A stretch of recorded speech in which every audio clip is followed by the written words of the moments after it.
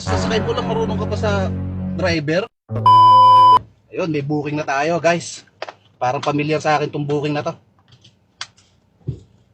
Hi sir, good Hi afternoon sir, po. good afternoon. Uy, Kapdan eh? Yes po. Sir Ronald? Yes po. Ay, Idol kita ah. ay, salamat po. Saan tayo sir? Sir, Makati po tayo Makati. Sir, okay lang pa, huwag na natin sundin ng Waze. Bakit sir? Di sir, kasi mas maalam pa ako dyan eh. Hindi totoo yan. Grabe ka naman sir, kasi sasakay mo lang, marunong ka pa sa driver. Hindi sir, kasi yung Waze, ano yan, waste of time yan. Grabe ka naman. Ikaw na kaya mag-drive? Ha? A few moments later. Sir, sir po tayo. No, no, no, no. 180 lang po.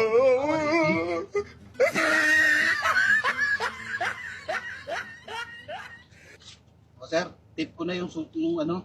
O, sir,